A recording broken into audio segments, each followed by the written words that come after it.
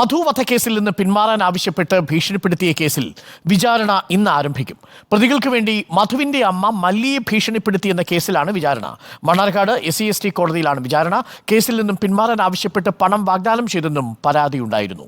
ഇക്ബാൽ അറക്കൽ ചേരുന്നു കൂടുതൽ വിവരങ്ങളുമായി. ഇക്ബാൽ അറക്കൽ, ആ കേസ് ഇപ്പോൾ ഒടുവിൽ കോടതിയിലെത്തുന്നു, വിചാരണ ആരംഭിക്കുകയാണ്. മറുപക്ഷത്ത് ആരൊക്കെയാണ്?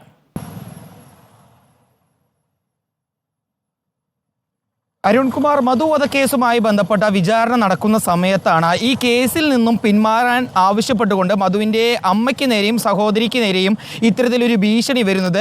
അട്ടപ്പാടി മുക്കാലിയിൽ ഒറ്റമൂലി ചികിത്സ നടത്തുന്ന വള്ളിയമ്മാൾ ഗുരുകുലത്തിലെ അബ്ബാസും അതുപോലെ തന്നെ ഇദ്ദേഹത്തിൻ്റെ ഡ്രൈവറും ചേർന്ന് ഈ കുടുംബത്തെ ഭീഷണിപ്പെടുത്തിയെന്നായിരുന്നു പരാതി. ആദ്യം ഈ വിഷയവുമായി ബന്ധപ്പെട്ട് മധുവിൻ്റെ അമ്മ മല്ലി ഈ കേസ് അന്വേഷിക്കുന്ന ഉദ്യോഗസ്ഥർക്ക് മുമ്പിലെത്തി പരാതി നൽകിയെങ്കിലും ഒരു നടപടി ഉണ്ടായിരുന്നില്ല. പിന്നീട് ഈ കേസിൻ്റെ വിചാരണ നടക്കുന്ന SC/ST മണ്ണാർക്കാട് SC/ST കോടതിയിൽ എത്തി ഈ വിഷയങ്ങൾ ധരിപ്പിക്കുകയായിരുന്നു. പിന്നീട് കോടതിയുടെ നിർദ്ദേശപ്രകാരമാണ് ഈ കേസിൽ ഒരു അന്വേഷണം നടത്തിയത്. ഏതായാലും ഈ വള്ളിയമ്മാൾ ഗുരുകുലത്തിലെ അബ്ബാസും അതുപോലെ തന്നെ ഇദ്ദേഹത്തിൻ്റെ ഡ്രൈവറായിട്ടുള്ള ഷിഫാനുമാണ് ഈ സംഭവത്തിൽ പ്രതികളായിട്ടുള്ളത്. ഇരുവർക്കുമെതിരെ പോലീസ് കേസെടുത്ത് അന്വേഷണം ആരംഭിക്കുന്നതിനിടയിൽ മുൻകൂർ ജാമ്യത്തിനായി ഇരുവരും സുപ്രീം കോടതി ഉൾപ്പെടെ സമീപിച്ചിരുന്നു. പക്ഷേ സുപ്രീം കോടതിയും ഇവർക്ക് മേൽ തെറ്റുണ്ടെന്ന് കാണിച്ചുകൊണ്ട് ഈ മുൻകൂർ ജാമ്യാപേക്ഷ തള്ളി.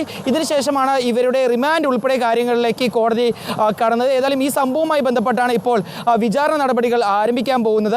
കേസിൽ നിന്നും പിന്മാറിയാൽ തങ്ങൾക്ക് വീട് വെച്ച് നൽകാമെന്നും 40 ലക്ഷത്തോളം രൂപ നൽകാമെന്നും ഇവർ വാഗ്ദാനം ചെയ്തുവെന്നും കേസിൽ നിന്ന് പിന്മാറിയില്ലെങ്കിൽ അപായപ്പെടുത്തുമെന്ന് ഭീഷണിപ്പെടുത്തുമെന്നാണ് മധുവിൻ്റെ അമ്മ മല്ലി ഈ പരാതി നൽകിയത്. ഏതായാലും ഇന്ന് രാവിലെ 11 മണിയോടുകൂടി മണ്ണാർക്കാട് SC/ST കോടതിയിലാണ് ഈ കേസുമായി ബന്ധപ്പെട്ട വിചാരണ ആരംഭിക്കുന്നത്. Okay, thank you. ഇക്ബാൽ അറക്കലാണ് വിവരങ്ങൾ നൽകിയത്.